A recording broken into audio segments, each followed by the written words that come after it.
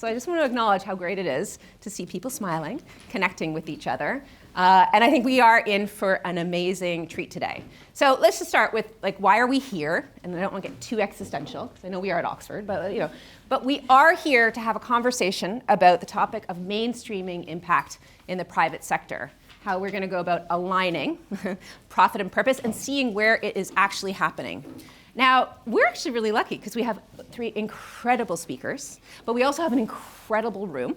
So this is not going to be a passive session. We are going to come to you often and frequently because we really, really want to have the insight from all of you, weave into this beautiful fabric of a conversation we're going to have over the next hour and a bit. Now, some of you have already seen that you have something in front of you. In the B Corp movement, there's been a beautiful expression that one of our co-founders would talk about. He said, aligning profit and purpose, like, we know we can do this because we as humans have the potential to walk and chew gum at the same time. And actually, we can prove that we have this potential to do this because all of you can open your beautiful chocolate and you can both eat chocolate and listen to a Skoll World Forum session at the same time. But I do want to actually, Carla, you are the one who has provided this incredible gift for us this morning. So do you want to speak a little bit about what it is? Absolutely. And okay, hello to everyone. My name is Carla. I am the founder of Paccari, the chocolate you have with you. And the idea is to open it and just first see it and notice that it has a dark brown color, so it means that has high content of cacao. So some of them has 100%. I don't know who had it. You have 85%, 70%, and we have 60% with different flavorings. So the next thing that we can do is smell it and know exactly what we're going to have a little bit. And the next thing is just to enjoy and to eat it. And just chew one time and then let it melt within your tongue and your palate with your temperature, body temperature. Then just feel it. And then the nice thing about cacao, it's called Teobroma cacao, which means Teo, God, and Broma, food. So it's the food of the gods. So when you eat the chocolate, then you will be connected with your heart, and also you will be connected and focused. So I hope you enjoyed today and the chocolate. How focused are people feeling? Are you feeling your heart connected? I got the mint chocolate, which is amazing, but I definitely am going to try the 100%. Who has the 100%? Anyone have some of those? The 100%? I don't know. A few of them? Okay. Excellent. Okay, so thank you, Carla. Actually, it's always beautiful to receive a gift. And I usually was saying, I sometimes with my kids, I say, you can't have chocolate in the morning. But for here, it's definitely an exception to get us that focus. Just the nice thing is to enjoy it this way. Just very conscious and knowing that you're eating this special chocolate. Special chocolate. Special chocolate for a special day and a special conversation. All right, well, I'm going to set the scene a little bit now that we all have some focus and connection to our heart. And what I'd love everyone to do is to picture a mountain. Okay, just think about a mountain. Maybe it's a mountain you've been to or one that you want to go visit. And I want you to think about how tall that mountain is, how steep it is. And even though we all will have a different sort of shape to a mountain and a different size of mountain, we're actually all climbing the same mountain. And we're climbing it together. And that mountain is a really steep and difficult mountain climb, but it is the mountain that is about really recognizing and essentially leaning into this place we're in now, where we know we have the power as people to take this incredible tool that we've created of business and use it, harness it as an engine to really find ways to solve the problems we know we are seeing in the world and to make sure we're creating positive impact. So again, it's a steep mountain. It's a really steep mountain we're climbing. But that is what we're here to talk about, is how do we get up that mountain? What's the destination at the top? What are the tools that we can all use together to climb it? Now, we're going to have, again, a great conversation about this. And I think what's so special about our panel is that we have people that represent different routes up that mountain. We have people from business, from investment, people who are working in that wider system space. And we know all are going to be important for us to climb this mountain. And not just those who are on the panel, we also know we need standard setters, we need accountants. Some of you know I have a t-shirt that says accountants will save the world, because I do believe. We need lawyers, we need media, we need academia, we need designers, we need a lot of people that are going to be a part of that system that helps us all get up and climb that mountain. And that mountain will have many different names for many of us. Some of it is new business, new capitalism. Some of it is regenerative economy, circular economy. But the essence of that journey we're all on together is the same. And that is what we're going to spend some time on today. Now, actually, we're going to flip this session on the head. You know, usually you do a panel. We have great conversation. I ask some questions. We connect. And then we go to the audience. We ask you ask questions. We're going to do like an upside down cake here on this. And actually, we're going to come to you first. So I want to hear what questions you are holding in your heart or in your mind about the title and the session that we have today. Now, we're not going to answer them now, but the questions are going to be important stimulus for us to think about in terms of how we weave that into the rest of the conversation. So who has come in to this session with a question? Oh, good. We have some hands. I'm going to go first and then second. Thank you. Hi, Namrita Kapoor.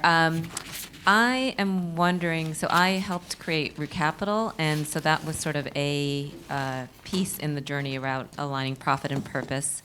And I'm kind of wondering, since that time, kind of what's the next few clicks that have happened since Root Capital sort of put some clicks on this alignment of profit and purpose? That was Root Capital. Yes. Very big fan of your work. Yes. Fantastic. Thank you. So what are things that have emerged, you say, over the last couple of years? Okay. Clicks of emergence. I like that, clicks of emergence. And yes, there's a question here at the back as well. Great, thank you. I'm Freda Chia from Essential Impact. We are a small startup company, and we are non-profit, but we want to spin out a profit arm to build impact at scale because we are making proteins. I would like to hear from this group, like how can we balance impact versus sustainability, all those things. So I would like to hear more on that. Fantastic. Balance impact, sustainability, and am I right? The other word here, profit, right? How to be a business while balancing these things. Exactly. A hybrid structure, how to manage that versus like make the philanthropy happy at the same time bringing the business on the portfolio. Thanks. Yeah, great. How do we walk and chew gum or eat chocolate and listen to forums at the same time? Beautiful question. Thank you. Maybe we'll just take 2 or 3 more. Oh, we've got one here. Hi, my name is Simeen, and I work with farmers in India.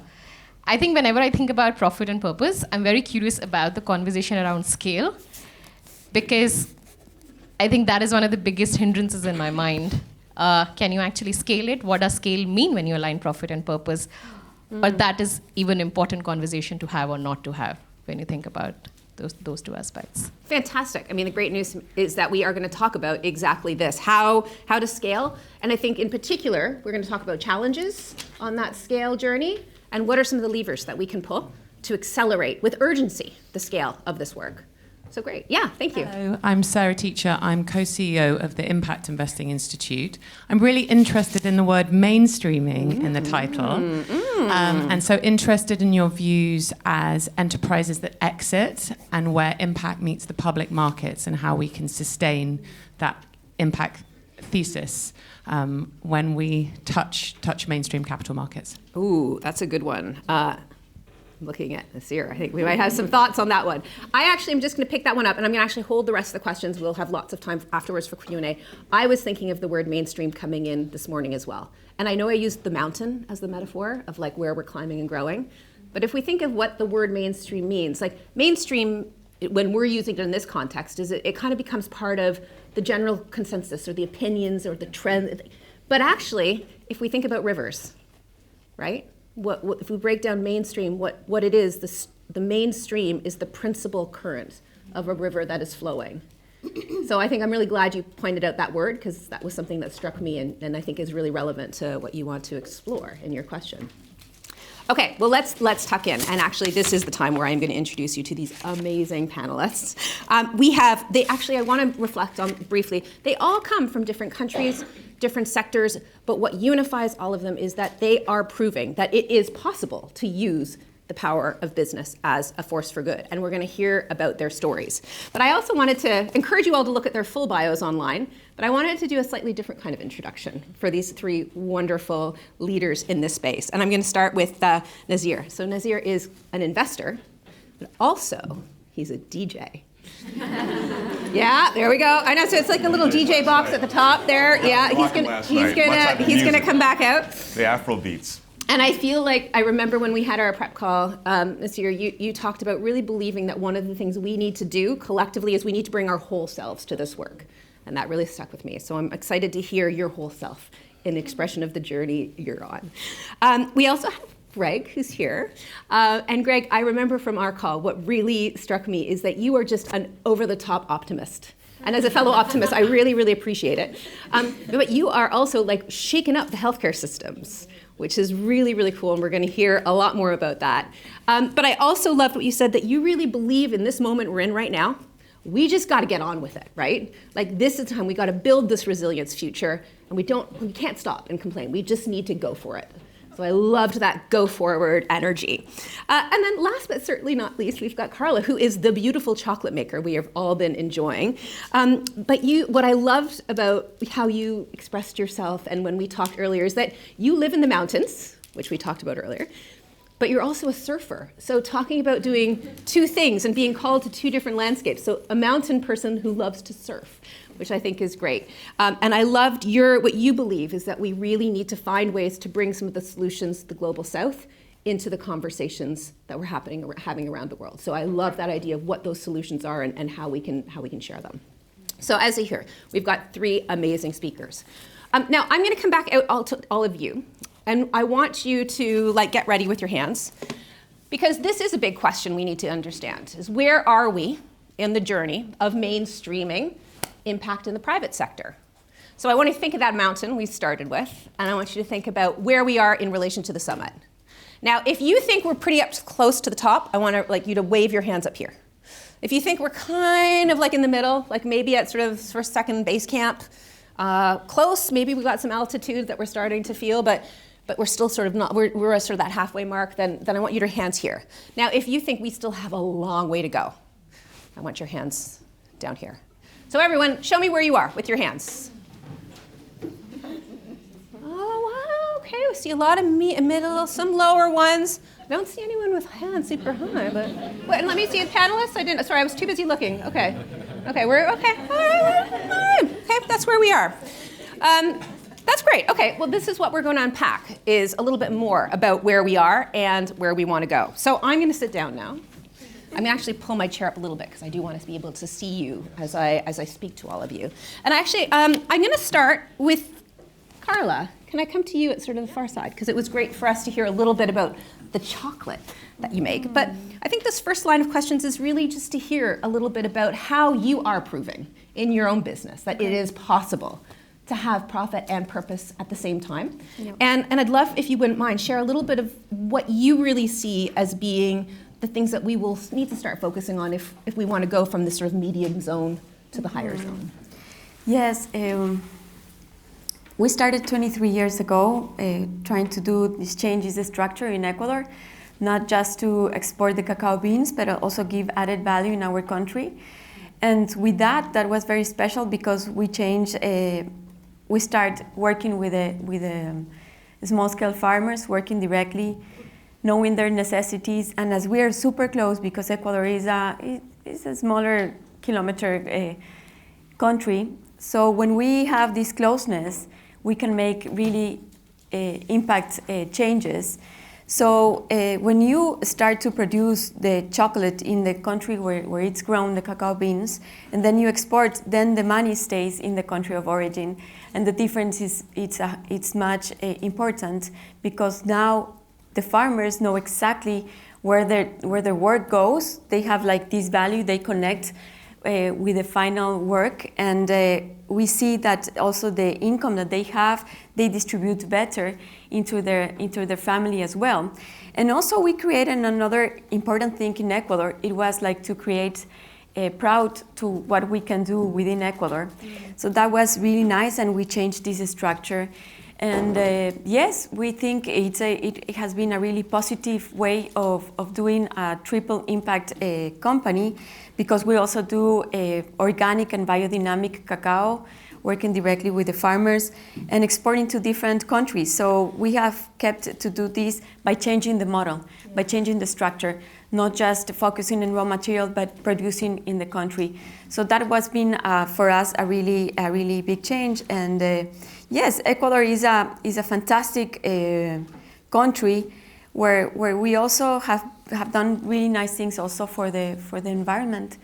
Like Ecuadorians have decided to keep the oil under the earth, not take it out. So we have been changing really nice things within Ecuador and also creating different mindset. 80% of the chocolate that you can find in Ecuador, it's dark chocolate. It's not candy chocolate. And before it was like we were full of different multinational brands, but now things are changing, and we are also influencing different other,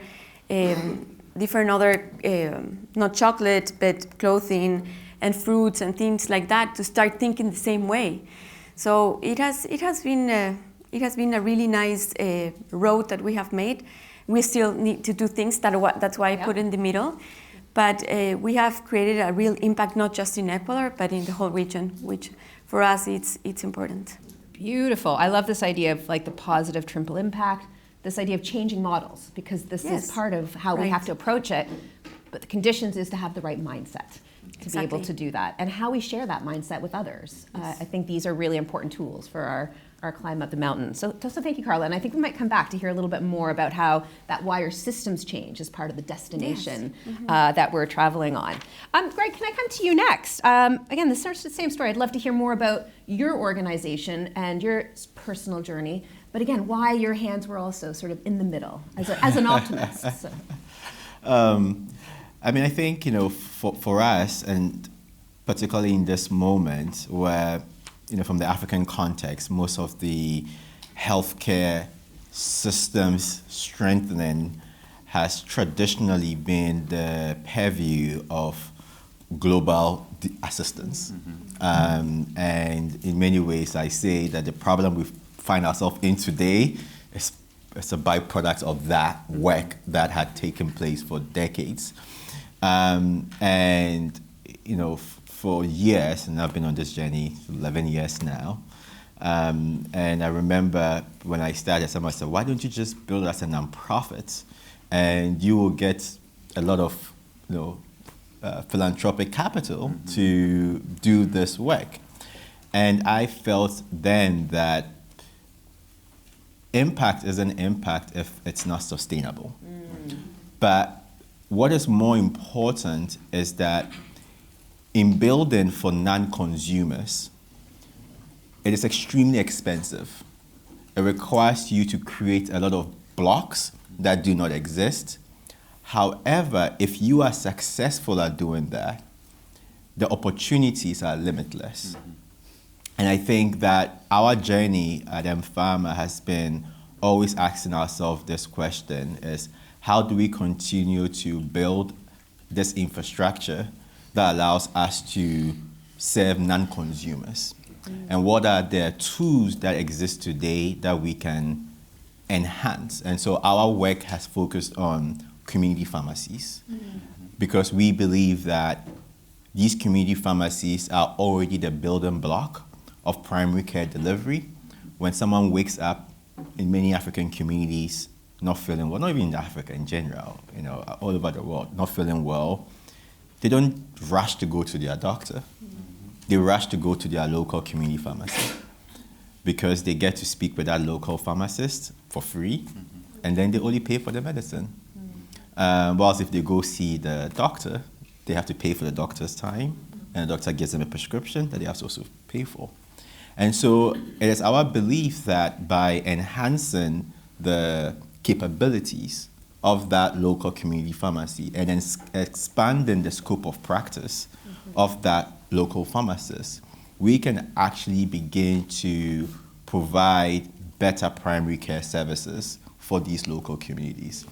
But it requires a lot of investment to do so because we've been going up against an order that was built around global health initiatives, billions of dollars, funding governments, and every single 5 years, it's a new global health initiative to keep still doing that. And I'll just pause. One of the reflections I had when, with the upheaval that we've seen was, I was like, wow, if for 2 decades we were strengthening health systems and it took 5 days for everything to unravel, what the hell were we doing for 20 years? And I think that is the type of reflection I think we all have to sit back and ask. Were we really building something for the long term, sustainable, or are we building something that will just keep perpetuating the same cycle that we believed in? I think these are very important questions to have. I'm hearing a lot of nods, a lot of affirmation of what you're saying at the group here. And I just to pull out this idea of, well, number one, just to acknowledge that you've made the choice to be a business, and you've made that choice because you see it as being an opportunity for limitless opportunity. You have this sense of continuous improvement and continuous building and learning, I think, which is a really important sort of principle of sustainable businesses that we see. And I love this idea of focusing on the community and the capabilities and how do we build these resilient systems. So it's really fascinating to hear in your 11 years, and I know you've done a lot of work before starting that journey in this space, how this is manifested for you and what you're learning. So thank you, Greg. Mentioned investment, of course, Greg, when you were speaking, and we are lucky that we have also on this amazing panel someone representing the investment community. So welcome, Nasir, and it would be great for you to share a little bit about your organization. I know it's had a big milestone recently, which I will hope you will share with us. For sure. But again, also if you can share from an investor's perspective, the middle zone we seem to be agreeing on of where we're at. How do you reflect on the state of social business from that perspective? For sure. First of all, Char, thank you for your energy and leadership. I mean, I came in, like, I was full of energy, but you just amped it up. I know I'm not the only one. I mean, and Skoll, of course, for your leadership. We're in a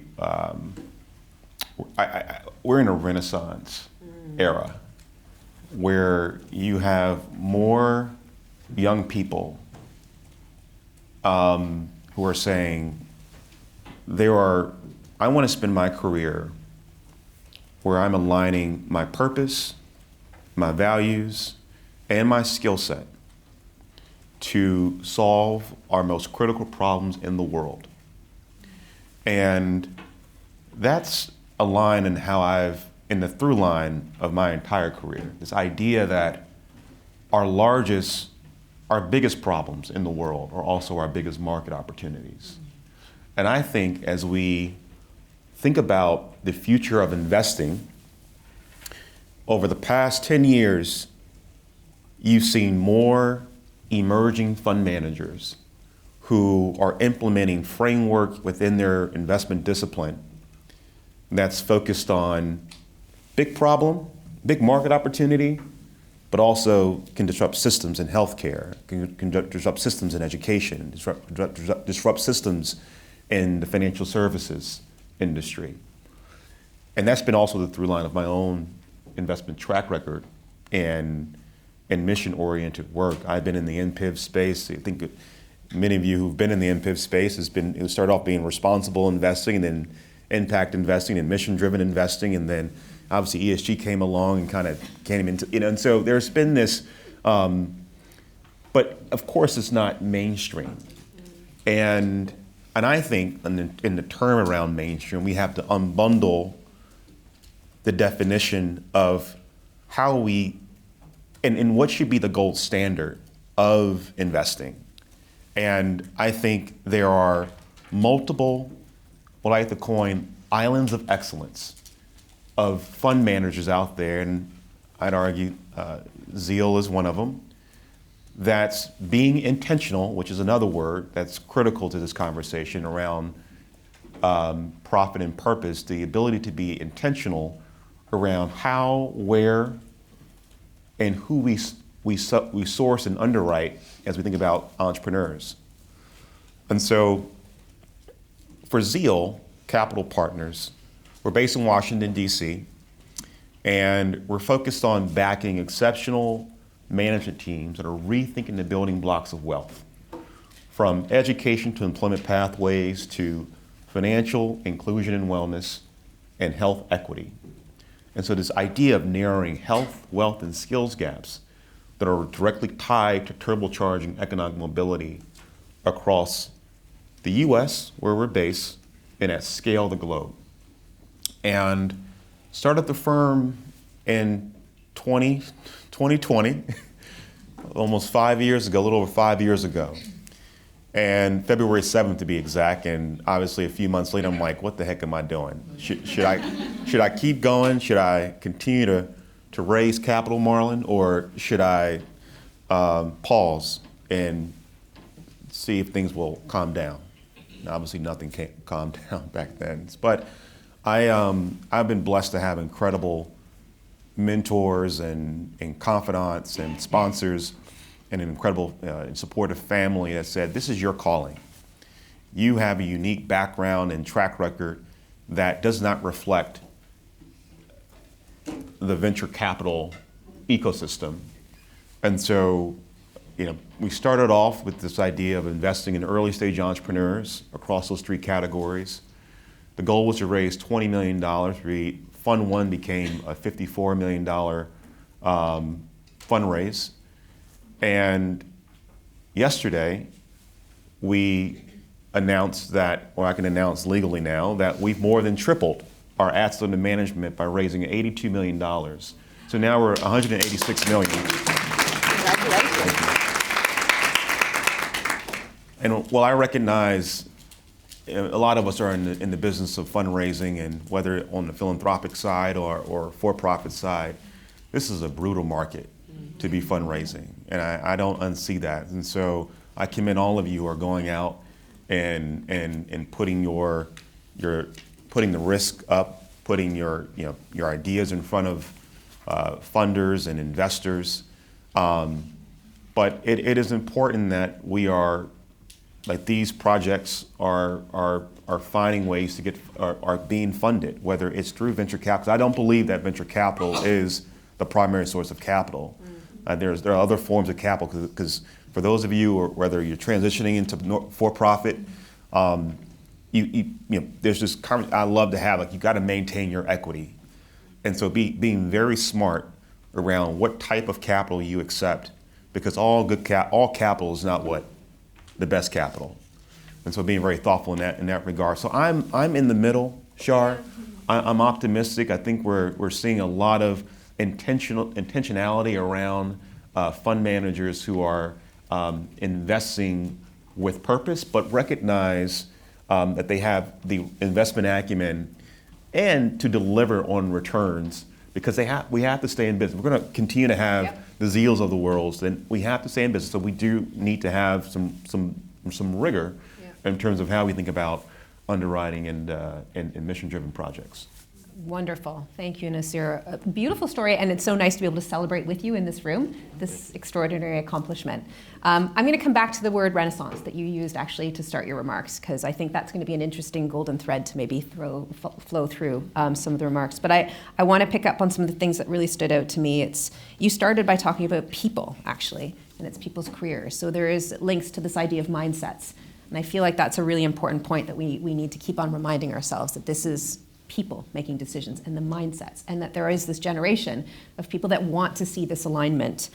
Big problems are big market opportunities, islands of excellence, and intentionality. I think that word intentionality is really critical for us to hold in this room as well. So thank you. We're going to do another round of questions, and we're going to go a little bit deeper into something that actually unites all of your personal stories. You've talked about your individual organizations, but you are all committed to a bigger systems change. You're committed to this bigger destination we're all going towards, which is not just succeeding as individual businesses, although that is important, as you said, in order to prove the concept, but how we transform. So I'd like to reflect a little bit with each of you on that journey of systems transformation as a destination. But I also want us to be really explicit, even more explicit actually than we already are being, about where those challenges are. And where are some of the levers? So again, we are, if you can almost, the middle hands is sort of like glass half full, glass half empty, right? But let's try and figure out, what do we need to do in order to get our hands to be raising a little bit higher? So let me start actually, Greg, if I can come to you, because you have talked very openly about the importance of engaging all actors in these systems. And it'd be great to hear a little bit from you on how that works in practice. What surprises you when you do that? And again, just this point about where are those challenges that you face and what can we do to overcome them? Yeah. I'll just reshare the story I've shared. a few times. So last week I went to this rural county in Western Maryland called Allegheny County. It's 85% white. President Trump won that county by 67%. And my co-founder and I, we said we're good at my co-founder. I was like, I don't think we should travel to Allegheny. And I was like, why not? He's like, well, you just told me about all this data. I was like, but we care about healthcare. Healthcare sees no politics. It's, if you're sick, you're sick. It doesn't matter whether you're a Democrat, you're a Republican, you didn't vote or whatever. So we will go and we should try and do what we can do. And so I go there and we're meeting with some local pharmacists and I ask them what is the biggest health issue the community faces. And one of the things he mentions is people miss their doctor's appointments because they don't have $20 for transportation. And at that point, I said, you know what? I get it. I get why you are angry. I get why these communities are angry.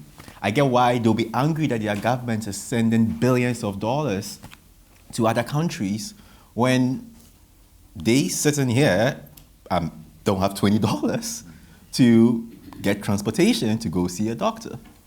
But then also, I realized how shared our problems are. Because it's the same things I hear when I go to communities back home in Ghana. When I go to Kenya, wherever I go to, I hear those same stories.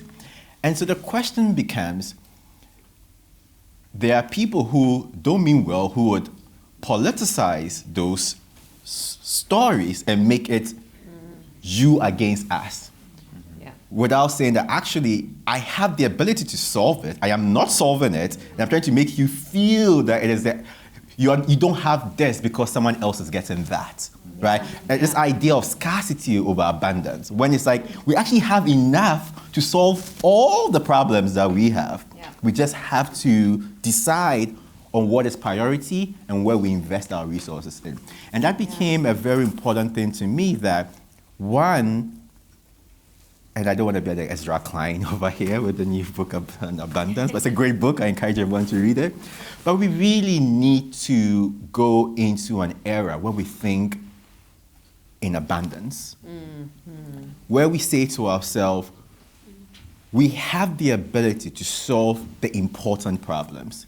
It's a matter of prioritization.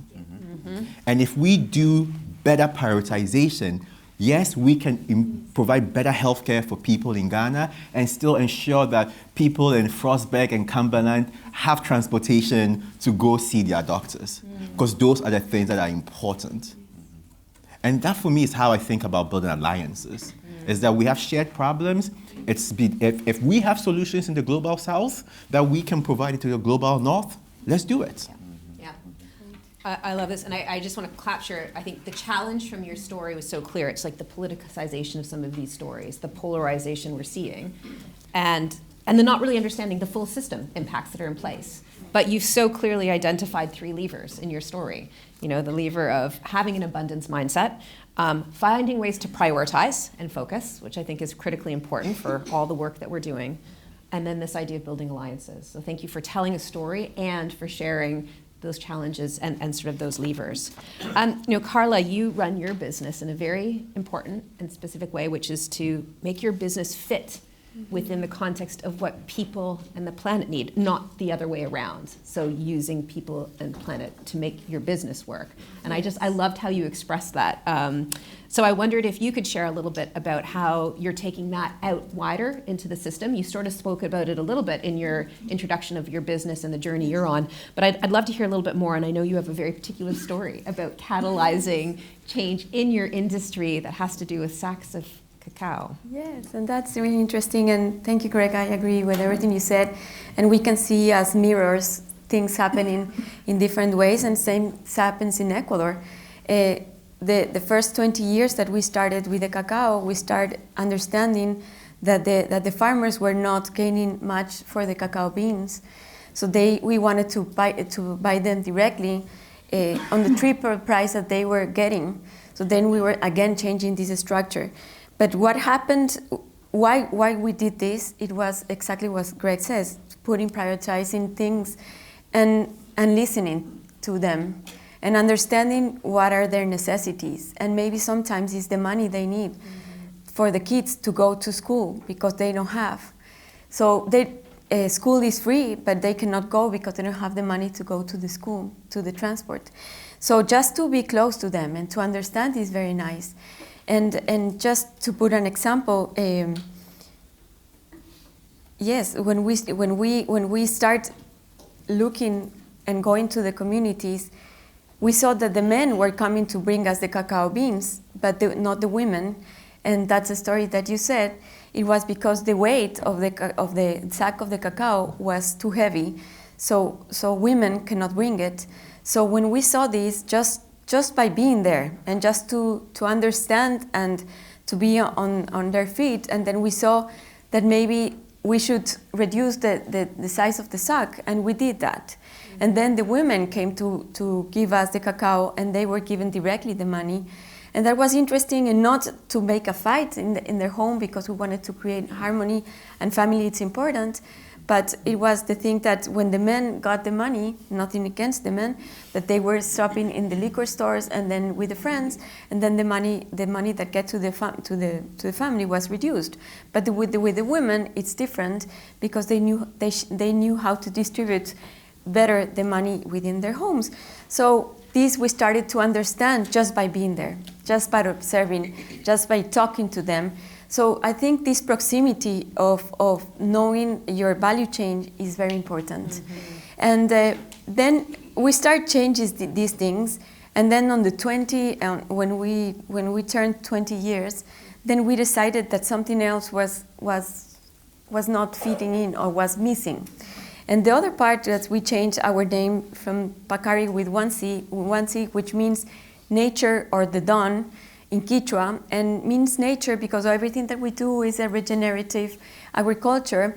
And dawn because it was the awakening to feel that companies that can really focus also on the value chain can also be profitable.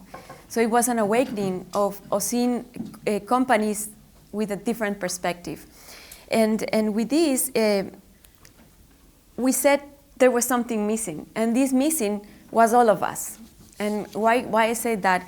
Because it's this conscious consumer. Also to have the urban side with the rural side connected. And know exactly what's happening behind the things that we do in the pharmacy way, or in the clothing, or in the food industry. So when we have the conscious consumer connected with what's happening, then magic will start to change. Also, things will start to change. Because then when you're front of a supermarket, then you will not buy by impulse. Then you will take time, just 2 minutes, to understand that your choice is going to affect the whole world. And we in Paccari, we always think about the long term.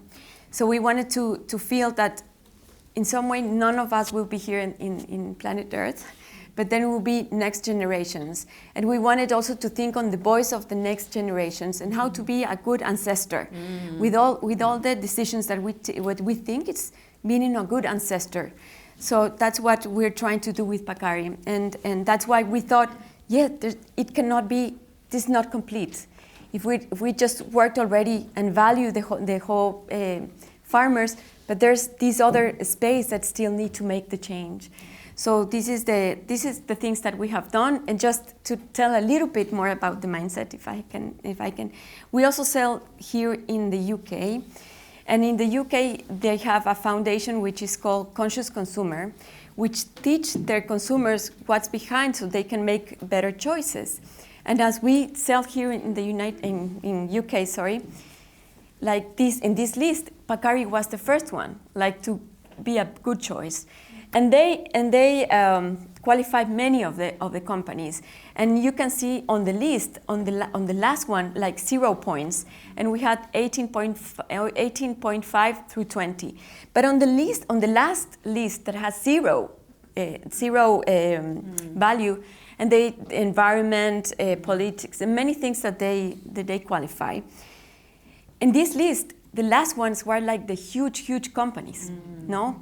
Like the ones we know, like we all know in our mindset.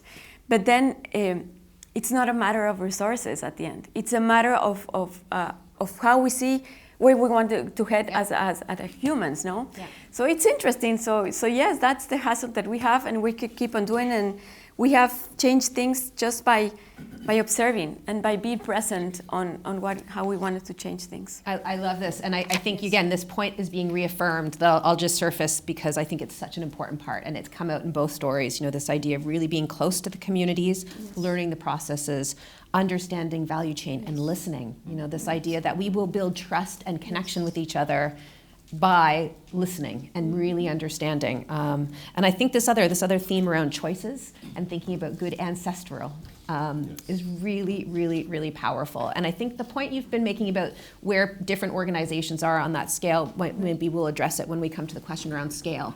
I think that's going to be an interesting piece. But Nasir, I want to make sure we have time for you to share a little bit about your systems change journey in your industry, because you've talked a lot about how we can transform a system by looking at the fund manager community as sort of a place to start. So could you just talk a little bit about how you're going on that systems journey and what the levers of change and challenges are? For sure. One of the things I've been journaling a lot about is this concept of, and it really gets to your point, Greg, around alliance.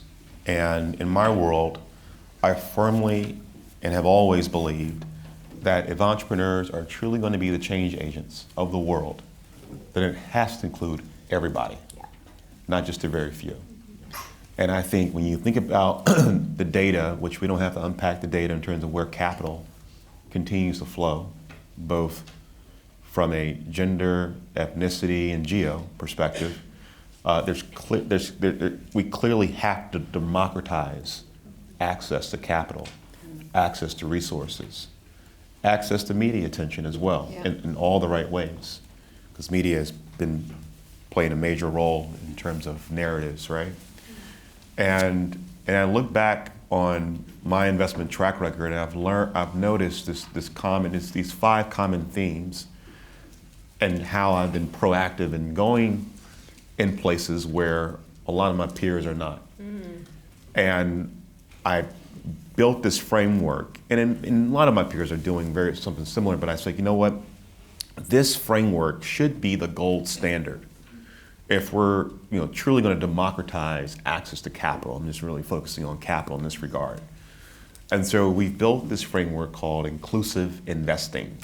Now, impact investing obviously is I'd argue, an asset class, or even some may argue it should be embedded in every type of framework, which impact investing is in this regard. It's embedded in inclusive investing, but it's a 5-pronged market-back approach that allows any investor to widen his or her lens while keeping alpha, or above market rate returns, or concessional returns, depending on your thesis, and impact front and center.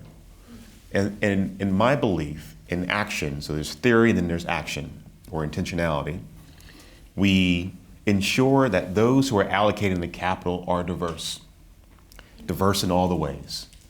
Where you came from, your skill set, your value alignment, your acumen, your track record, ethnicity, gender, founders of all ability, fund managers of all abilities. And what happens when fund managers come together of diverse backgrounds? Well, bucket number 2, you over-index your allocation in more undercapitalized or diverse entrepreneurs around the world. And then bucket number 3, or principle number 3, is geographic. We need to rethink and be more proactive around not just allocating capital in other places where we traditionally don't think about an entrepreneurial hotbed, but also earmark our traveling dollars. And I've been really fascinated around this concept of understanding local assets. And what I mean by that, local assets is the assets that are local, that are on the ground, that could elevate and support an entrepreneur to scale. And that is academia, it's think tanks, it's entrepreneurs, it's corporations, it's governments, it's family offices, it's private foundations. And so to your point, Greg, around building an alliance, there are islands of excellence of that happening around the world, but on a very minute level. But I think there needs to be more of collaboration, which venture capitalists should be ingrained, because I think the benefit of VC dollars, I'm gonna get to bucket number 4 and 5 in a second, is that it adds this level of capital that truly allows you to scale at a pace where you probably wouldn't have been able to scale. You probably get to that milestone, it may take you some time, Yeah. but adding $2, $3, $4, $5, $6 million, that allows you to build your team and enter new markets and build new technology, that's the benefit of institutional capital. But bucket number 4 is very subjective. For us, it's being a category-specific investment strategy. It's health equity, it's future of learning and work, and fintech. Some may say it's climate, others may say I'm a journalist. Bucket number 4 is your investment mandate, whatever that is, your focus areas. And then bucket number 5 is mission, how you think about systems change. And so that's more at the portfolio level, where we're working collaboratively with the founder around very specific impact metrics that we're capturing. And one of the cool things that fills my cup, and being an early stage investor, and obviously you have the Black Rocks and the Blackstones and Apollos of the world, nothing against them, but they're just shifting this concept of, we're not gonna, invest in companies if they don't have a purpose or some form of mission alignment to their work. And, they're flexing this new muscle that doesn't really come across, in my opinion, as authentic as getting involved at the earliest stages, right? And so what I enjoy the most, while it is incredibly risky to underwrite in an early stage founder, at least you're getting involved so early where and as they grow to a Nike or a McDonald's or these iconic, even the technology companies, as they grow on that scale, impact and their role in impacting communities and creating access and opportunity is already embedded in the business. And the shareholders they understand, they're not second guessing that level of intentionality and framework. And so inclusive investing, I think, should be the gold standard. Whether you're a storied franchise or you're an emerging manager, or if you're on the public market side or the private market side where I sit, I think that's the future of investing. And again, I'm in the middle because there are a lot of my peers who are shifting to this level of framework. And I think that is exciting. And I think also on the other side, entrepreneurs are looking for investors like us to have a diversified cap table, not just, and we can name, these storied venture capital franchises in Silicon Valley, nothing against them, but, and they do send a powerful signal. To get that level of capital, that's a powerful signal for that entrepreneur to reach that scale. But for that entrepreneur to continue to be intentional around who is around his or her cap table, that's the future. Yeah, I love that. And I love the power and the agency that comes with that as well for the entrepreneurs and having those relationships with the investors. I feel like I'm certainly going to do some more research on your work that you're doing around inclusive investing. I think that's a really powerful concept. And we can learn more about that on your website, I take it. Yes, there's I think material it's on actually there. a tab. There you called go. Inclusive Investing, zealvc.com. I have a sense that there's probably a lot of people that are interested in this investment conversation, so it'd be a good place to explore. Now, I was going to ask another sharp and short question to each of you about where you see this going next. I actually think in a lot of ways you've all answered that question. So I'm actually going to go out to the audience, but then I will come back to you before we close with a call to action a little bit that you would like to bring to the wider network and system of people that are working in this space. But let's go to the room. Oh, hands going up already. I know there are hands. I do want to just remind us some of the questions that have already been asked. I do think we've covered off actually some of what came up. I mean, we have talked about how do we balance impact with different structures. So I'm looking at my friend up there. Do you feel like you've had sort of some of the answers to that question through? The clicks of emergence, and I know your hand went up as well, again, but I think this idea of where are some of the trends and what's happening, maybe we can do a little bit more on that. Scale, I don't think we've discussed it, but I'm not sure if we have gotten all the way through to the answer that you're looking for. And it might not be that there is a clear answer, but maybe we come back and have another little chat about how we reach scale. And then the mainstreaming. And I suspect that that's a direct question probably for Nasir about when it comes to investment. So I'm just reminding my amazing panelists that those are some of the things that are in the room. But the few other hands that went up, so I'm going to take three together, and then I'm going to ask each of you to address whichever question or combination of questions you feel most connected to. Okay, so I think our friends with the mics are going to be choosing who speaks. So yes, please, hello. Thank you very much for the sharing of all your experience and stories. My name is Gabriela. I work in a nonprofit, Verite, Human Rights and Labor Rights. And when I think about aligning profit and purpose, I think about workers. Like none of the business would do anything without people working, harvesting cocoa, and getting fair treatment, wages, and business won't be sustainable, and consumers won't exist if workers don't have access to the minimum resources to be able to sustain themselves. I think the fact that business need to be aware and sustainable in terms of being inclusive with all stakeholders is key for any kind of alignment and anything that has to do with purpose. So I don't know if you have any thoughts about it. Great, so maybe we can come back and talk about that. I'm going to actually ask you to hold that one, and we'll take a few more. We have someone in the front. Got to reward the people sitting in the front row. So please, this is incentive for others who have questions. Sit in the front row. Yeah. Oh, yep. Pass it around. Pass it down. Thank you. Thank you. My name is Ashraf. I transitioned from social entrepreneurship in the disability inclusion space into the sustainability consulting for the private sector. I have two questions. First for Nasir, where's the party later? So that's an important one. The second is, I think you all are incredible case studies in bringing impact and profit together.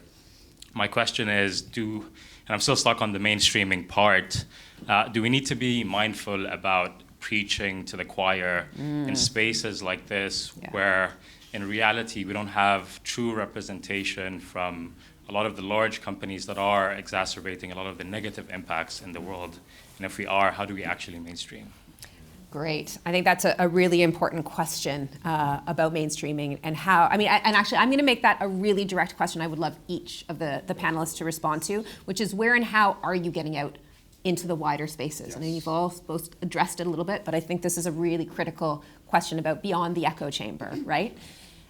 Maybe there's one more question behind you, and then I'll come and do another round on this side. Hi, my name is Watu, and I work with science-led ventures in Africa. And I wanted to understand what the panel thinks about impact in the private sector. Would you say that it matters little whether we are talking about North America or Africa, or there's some differences, some stark differences we should be thinking about, so that we don't sort of talk about this as though there's some sort of monolithic way of coming at it? Oh, really great question. Yeah. So we're talking about, obviously, some of these are global challenges, but what is the regional approaches that are sort of unique and different?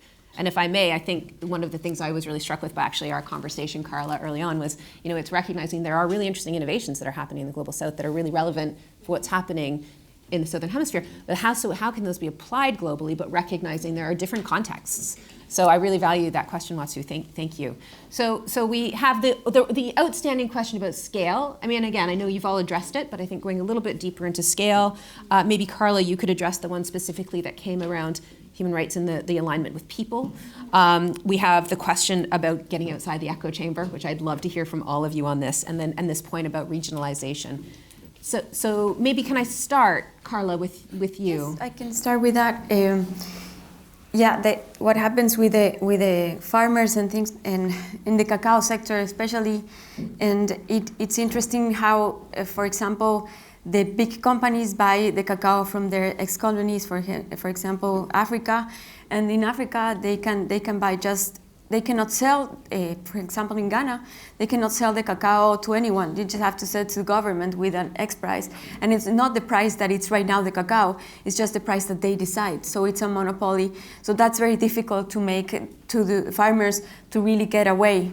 In Latin America, it's not, or in Ecuador, in Latin America, in Ecuador, it's not the same. Like we buy to the farmers and to a better price so they can have more income. And we can make distribute very well the money, so that's better. So then again, we start to know that the solution, or maybe how we can change this model that has been done, is also again with the final consumer, the conscious consumer, because governments, sometimes we thought that the governments are the ones that have the resolutions, or the big companies. But as we see, for example, in Ghana, it's like the government that is getting these politic, and then the companies, big companies in Europe are buying this cacao in a very cheap price, and that's why you can find in supermarkets prices super low. So then again, it's not about the quantity is about the quality. So at the end, the conscious consumer can also choose on what to do and how you can make the change, maybe with some decisions that we make every day. So then maybe Ghana, at the end, see that they are not selling that much, and they need to change things. But we are the ones also that have to take the voice and stand up and say, hey, I'm not going to buy this because this is happening, and choose other things. So maybe that's the idea on how we can do, and I agree with you. That's the way to do. It's to get into, and we being part of the solution. Yeah, thank you. Greg, do you want to pick up on some So talking about alliances, you should talk to my friend Aloysius, who's been doing a lot of work in the cocoa space in Ghana, and would have a lot of things to share. It's like on the mainstreaming side, I was just thinking about this, that actually being at a forum as an example of mainstreaming profit and purpose. We are here because a man named Jeff Skoll was the first CEO of eBay and was able to create enormous wealth from being the CEO of eBay, and has been able to dedicate this wealth to bring us all together. Without creating that profit in eBay that led to that wealth, there would be no Skoll World Forum, right? And in many ways, I think if you look back 2 decades ago, you could call eBay an impact company, because there was something new called the internet, and they said, how do we help small businesses tap into the power of this new thing called the internet to be able to expand their customer base? That is impact. That is purpose. And the profit has led us to be able to gather here for 20 plus years at the Skoll World Forum. So I think we are an example of mainstreaming, but the question is, how do you replicate this in many ways? And the way I think about that, and Liz will align with me on this, is I always ask, I don't understand what's market rate return, because I think it limits our ability to truly build solutions that lift different people in different contexts. And I'm talking about philanthropic capital. You can make the idea that you should not think of profits in low income or lower earning communities. For me, I disagree. I think it's about shifting what we call market rate, market adjusted returns, right? Because yes, I can go into, let's take the US, because I think that's the, I think I can make money in Cumberland. It may not be the same profit margins I will make in Cumberland as I will make in New York City. But if I think about the ability to say, okay, I can attract commercial capital, invest in the businesses in Cumberland, help them fix the problems, help create a transportation business that allows the community members not to miss their doctor appointments because they can't find $20 to get transportation, right? And so I think that in many ways, this idea of pursuing market rate returns and sort of deluding ourselves to thinking that, I had an investor once come to me and said, we work in low-income communities in Africa. He said, yeah, we're going to do this, and our IRR target is 21%. And I was like, that's amazing. But I can tell you, you would not get this IRR of 21% serving this community. I mean, you will get an IRR in the single digits, and it's fine. I think it's great. But don't delude yourself to thinking that you will make the same money as a hedge fund serving high-income customers.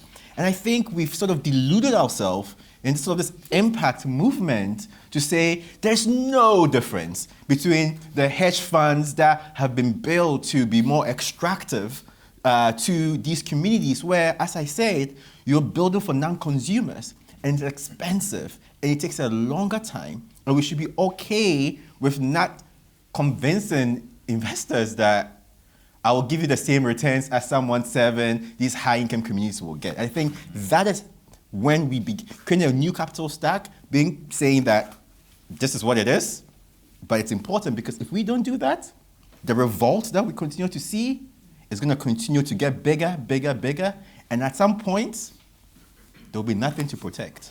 So let's go to Nasir on this piece, and to pick up, I think, some of the other questions that have come through, but how would you react to it, Nasir? I agree with you. There's this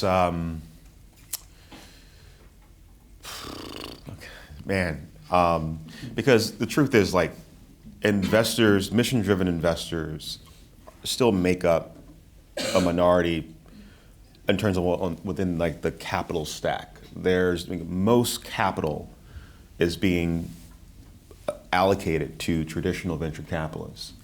And so, I even think last year in 2024, I believe over 75% of venture capital dollars went to your traditional venture capital firm, and that is, and these are firms that have been around and have no interest, at least not explicit, to investing in projects that are solving critical problems. And so folks like me are up against that competition, which, to my earlier point, which makes fundraising, for example, and having the type of liquidity to invest in many of you, very difficult. And because the narrative is that they're trying to understand how can they get their return, whether it's above market returns, however you want to describe it. And of course, they're also looking at their other, because also they call them limited partners, the money behind the money, those who are investing in these venture firms. And in many cases, they're diversified in other asset classes that, and the NPIV, the impact investing category is probably a very small percentage of their overall portfolio. And so I'm under, my conviction is that, given that we're only 5 years old, and again, there's other venture firms out there that have been around, mission-driven venture firms have been around much longer than me, have proven that you can have a mission-driven strategy and return 4x net gross, which yields about an 18 to 22% IRR, which is typical in what these limited partners are looking for. And so in getting to your question around how do you really embed yourself on the ground in the ecosystem, and in many cases, from where I sit, I want to be side by side. I'm gonna name their names with the Andreessens, with the KKRs, with the Kleiner Perkins, with the Benchmarks and Lightspeeds and General Catalyst, all storied franchises. But I truly believe that they're not going to get really active in this idea of inclusive investing until you show them a iconic company, a $1 billion business that now is a public company. Like, all right, yeah, that's cool and all, but show me how you made 10x on your initial investment, and then I'll come down to DC or come to Colorado or go to Detroit or go to or Nairobi or Bangladesh, where you source these companies.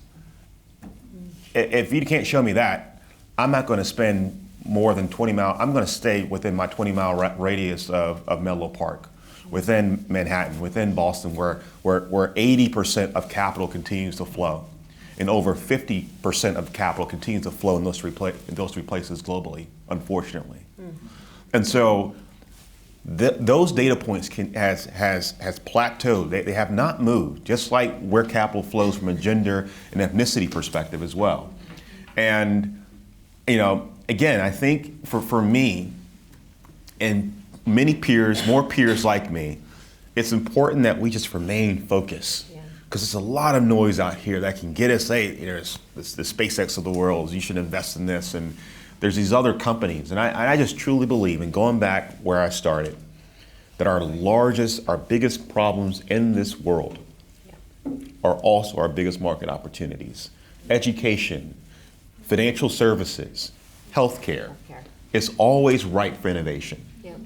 And so, I'm playing the long game here, and I truly believe. Now, we are U.S. and we have a U.K. and Canadian focus, and then this idea of tackling the trees before the forest, because I don't want to go out to other countries and not have a presence. I can't. If I do that, I need to have someone on the ground, but I'm not there yet. But the goal is to get there. And so and how do I get there? It's coming to forums like this. I am on an R&D circuit right now. Like fundraising is closed, thank God. So now I can chill and sit down and have a very laid back conversation with many of you without feeling like, I have an agenda. I'm just genuinely want to get to know what's happening on the ground. And I think that approach obviously is a little privileged, because I want to listen, and I'm not there to, actually for capital, if you're like an investor or family office. But for the entrepreneurs, I just want to get to know what's getting you excited, what fills your cup, why do you believe this can be a scalable business? We such rich responses to a really good group of questions, both the ones that came in early and the ones that came in this round. I am really sorry to those on this side, but I am looking at the clock and we have 4 minutes left. So what I'm going to encourage is, if you have questions, write them down on the back of your sheet.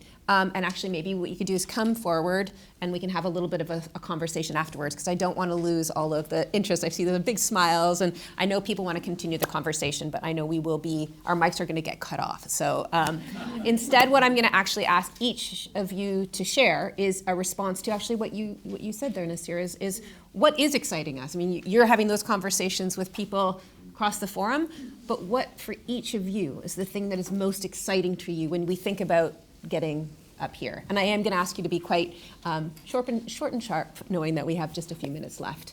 But Carla, maybe we start with you. Yes, I think what makes me happy is to be part of a solution and not of the problem, and to know that we are a voice of the South also, with our brand, that we can be a voice. So that's very nice for me, and to know that I feel that I'm taking good decisions when I keep growing old. I know that I really choose and reflect on the decisions that we're taking. Fantastic, thank you. Greg? For me, I think what gets me excited is, that I get to work on things that if I had to do it all over again, I'll work on those same things again. And that gets me excited. Fantastic. I love that. What gets me excited is being in a position to allow entrepreneurs to realize their dreams. And that gets me, that fills my cup. The other last thing I'll add is going back to this idea of like, truly believing in a number of islands of excellence. Like there are solutions that are so challenging that I think that have been solved on a very minute level, but they just have not been scaled or they haven't been shared in other similar ecosystems. And so finding those islands of excellence and potentially funding them to scale is where I'm really excited and optimistic I can find. Amazing. Well, and I feel like in What each. gets you excited? Wow. Moderator rights. Wow. I'm glad you asked, Greg, because actually what gets me excited is being with you all and being in this room, because you can actually feel the energy, right? Like, I don't know, there's been laughter, there's been smiles, there's been dancing, there's been a sense of joy and some challenge, right? We've gone through some of the challenges that we face, and we are not at the top, we're at the middle. And that's a complicated place to be, actually. But I'm excited by the presence of all of you, the work that you're all doing, and the work that you're all doing, and the work that's happening outside these rooms. That's what excites me. But the other thing that excites me, actually, and I'm going to break rules a little bit, because I like breaking rules. So my role before joining Natura was I was working with Mary, and I was an activist in residence. So I feel quite called to bring something to ground the session in a way. And there was a great line I learned from a friend. He said, we must be guided by the science when it comes to addressing the problems we're facing. And that's both the social science and the physical science. And we will be moved by the poetry. And one of the other things that excites me about being at school is that there is this weaving of culture that gets brought through music, spoken word. And I want to leave you all, with a few seconds left, with some words actually from the Hopi elders. And I'm going to share it. Some of you will know this expression, these words already. And I'm not sharing this in a spirit of appropriation, but more with appreciation and wanting to leave this as our closing for our time together. So these are the lines from the Hopi elders speak. You have been telling the people that this is the 11th hour, and now you must go back and tell them that this is the hour, and there are things to be considered. Where are you living? What are you doing? What are your relationships? Are you in the right relationships? Where is your water? Know your garden. It is time to speak your truth, to create your own community.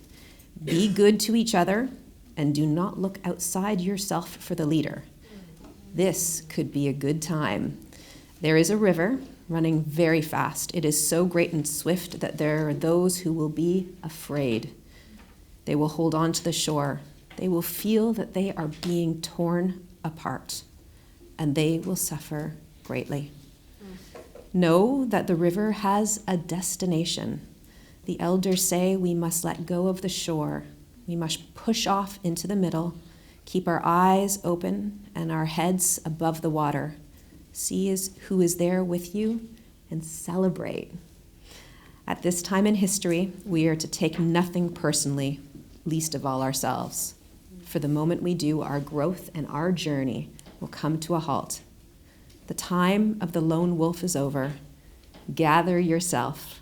Banish the word struggle from your attitude and vocabulary. All that we do now must be done in a sacred time and in celebration. We are the ones we've been waiting for. Thank you all for a wonderful conversation. Thank you to the wonderful panelists and to the Skoll team for organizing. Enjoy the rest of your forum.